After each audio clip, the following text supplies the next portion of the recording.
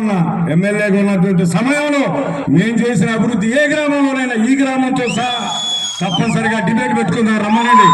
ఆంజనేయ గారు అన్నప్పుడు చేసిన అభివృద్ధి గురించి మాట్లాడదామంటే తప్పనిసరిగా రాదు. ఒకే ఒకటి అయ్యా, బూతులు ఎమ్మెల్యే ఇతను మాట్లాడాలని బూతులు సిగ్గుపోతుంది మాకు కూడా చెప్పుకోవాలంటే.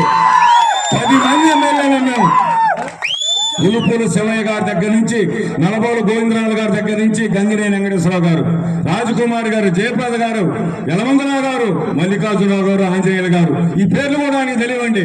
ఎందుకంటే ఎప్పుడు పార్టీలో రాజకీయాల్లో లేడు. 4 పార్టీలు మారిన నువ్వు ఈ రోజు వారు పార్టీ మారారు, వీరు పార్టీ మారారని చెబుతున్నారు. ఈయన 4 పార్టీలు మారినండి. ఆంజనేయులు గారు అయితే పాపం పుట్టినప్పుడు ఒకే పార్టీలో ఉండడు.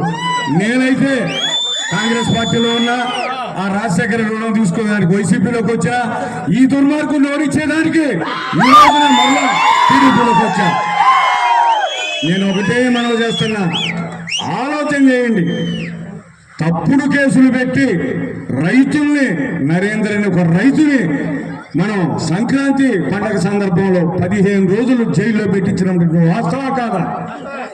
అదేవిధంగా తెలుగుదేశం వాళ్ళు ధర్నా చేస్తా ఉంటే విద్యుత్ ఛార్జీలు తగ్గించాలని అక్కడ ఉన్నటువంటి ఒక గంగాయి ముఠాతో తలకాయల పగలు కొట్టించినటువంటి మాట వాస్తవా కాదా? ఈరోజు ఇంటర్ చూడండి, ఒక పక్క గంజాయి ముఠ, ఒక పక్క చూస్తేనే తాగుబోతు ముఠ. ఎప్పుడన్నా చరిత్ర ఉందా? అందుకే అందరికీ మనవి చేస్తున్నా, మంచి అభ్యర్థులు మనకున్నారు. దుర్మార్గుడైనటువంటి వ్యక్తి ఆ పక్కన ఉన్నాడు. కాబట్టి తప్పనిసరిగా అతన్ని తుక్కుగా ఓడించి ఈ నియోజకవర్గంలో మరలా ఈ బూతుల పదాలు వాడేటటువంటి ఎమ్మెల్యేని లేకుండా చేయాలని సందర్భంగా కోరుకుంటూ, మరొక మారు వెంకటేశ్వరరావు గారు చాలా మంచి వ్యక్తి, సౌమ్యుడు. ఆయన మా ఎంపీ గారిని అంటూ ఒక మాటలు చెప్పాలంటే చాలా పద్ధతిగా మాట్లాడుతాడు. ఆంజనేయులు గారు కూడా ఇదివరకు మాట్లాడేవాడు కాదు, కానీ అయ్యా ఆంజనేయులు గారు దూర కోపం వస్తుంది. బ్రహ్మనాయుడు మాట్లాడితే మేసం తూగుతుడు, తొడగొడుతుడు. తొడగొట్టేది ఎవడయ్యా? దుర్యోధనుడు. ఆ దుర్యోధనుడికి కురుక్షేత్రం జరగబోతా ఉంది.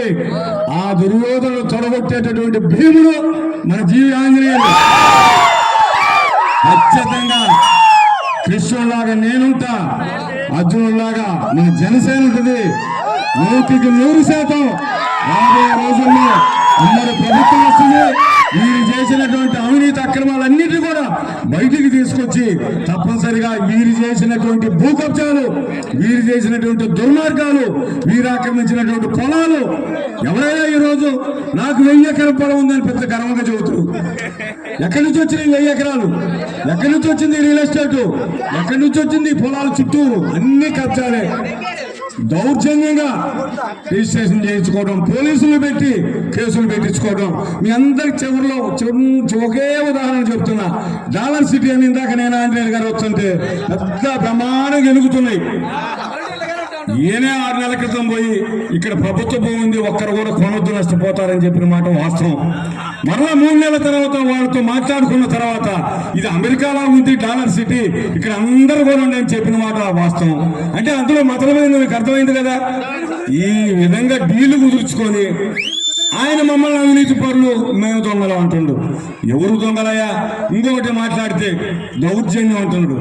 ఈ రోజున జనసేన కలిసిన తర్వాత వినుకొండలో జనసేన, టీడీపీ, బీజేపీ నీ మెడలు ఉంచి నీకు ఖచ్చితంగా బుద్ధి చెప్పేటటువంటి పరిస్థితి వచ్చిందని ఈ సందర్భంగా తెలియజేస్తూ, వాస్తవాలన్నింటినీ కూడా మీరు బేరీజ్ చేసుకోండి, మంచి అభ్యర్థుల్ని గెలిపించండి, ఈ నియోజకవర్గాన్ని కాపాడుకుందాం, ఈ గ్రామాన్ని అభివృద్ధి చేసుకుందాం ఈ సందర్భంగా తెలియజేస్తూ ముగిస్తున్న జోహార్ ఎన్టీఆర్, జై పవన్ కళ్యాణ్.